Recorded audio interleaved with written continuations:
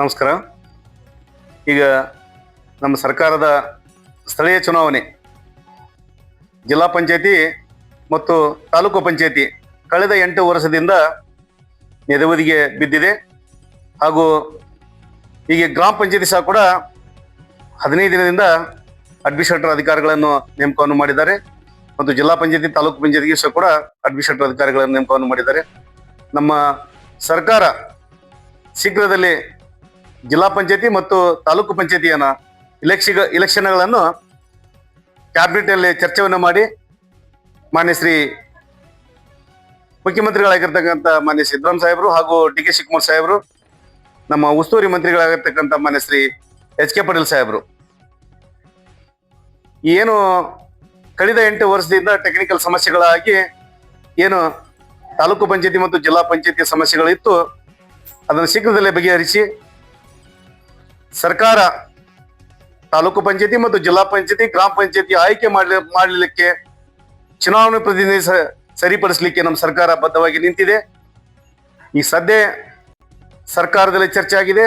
June ಮತ್ತು July ತಿಂಗಳಲ್ಲಿ election ಸಾರುವಂತ ಭರವಸೆಗಳನ್ನು ಇದೇ ನಮಗಂತ ಈ ಸಂದರ್ಭದಲ್ಲಿ ಹೇಳಿ ನಮ್ಮ ಕಾರ್ಯಕರ್ತರುಗಳಲ್ಲಿ ಮತ್ತು ನಮ್ಮ ಹಿರಿಯ ಮುಖಂಡರುಗಳಲ್ಲಿ ನಾನು ವಿನಂತಿ ಮಾಡಿಕೊಳ್ಳೋದಿಷ್ಟೇ. ನಮ್ಮ ಸರ್ಕಾರ ಇವತ್ತೇನು ಭರವಸೆಯನ್ನು ಕೊಟ್ಟಿತ್ತು, ಏನು ವಿಷಯಗಳನ್ನು ಬಡವರಿಗೆ ಮುಟ್ಟಿಸ್ಬೇಕಂತ ಪಂಚ ಗ್ಯಾರಂಟಿ ವಿಶ್ವಾಸಗಳನ್ನು ಹೇಳಿತ್ತು, ಕಳೆದ 3 ವರ್ಷದಿಂದ ನಡ್ಕೊಂಡು ಬಂದಿದೆ ನಮ್ಮ ಸರ್ಕಾರ ಅಂತ ಈ ಸಂದರ್ಭದಲ್ಲಿ ಹೇಳಿ ನಮ್ಮ ಕಾರ್ಯಕರ್ತರಲ್ಲಿ ನಾನು ಮನವಿ ಮಾಡ್ಕೊಳ್ಳೋದಿಷ್ಟೇ.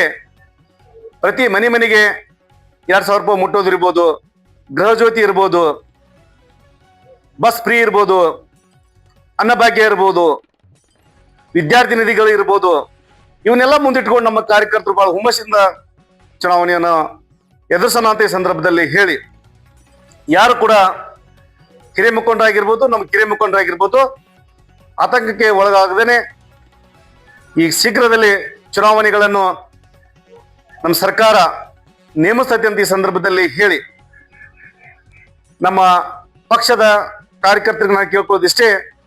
ನಮ್ಮ ವ್ಯಾಪ್ತಿಯಲ್ಲಿ ಬರ್ತಕ್ಕಂಥ ತಾಲೂಕು ಪಂಚಾಯತ್ ಇರ್ಬೋದು, ಗ್ರಾಮ ಪಂಚಾಯತ್ ಇರ್ಬೋದು, ಜಿಲ್ಲಾ ಪಂಚಾಯತ್ ಇರ್ಬೋದು, ಬಹಳ ಹುಮ್ಮಸ್ಸಿಂದ ಕೆಲಸವನ್ನು ಮಾಡೋಣ ಅಂತ ಈ ಸಂದರ್ಭದಲ್ಲಿ ಹೇಳಿ ನಮ್ಮ ಸರ್ಕಾರಕ್ಕೆ ಕೈ ಬಲಪಡಿಸೋಣ ಅಂತ ಈ ಸಂದರ್ಭದಲ್ಲಿ ತಮಗೂ ಕೂಡ ಹೇಳಿ, ನಮ್ಮ ಏನ್ ಸರ್ಕಾರ ನಡೆದಂತೆ ನುಡಿದಿದೆ, ನುಡಿದಂತೆ ನಡೆದಿದೆ ನಮ್ಮ ಸರ್ಕಾರಕ್ಕೆ. ಹಾಗಾಗಿ ನಮ್ಮ ಸರ್ಕಾರ ಒಳ್ಳೆ ಕೆಲಸವನ್ನು ಮಾಡಿದೆ.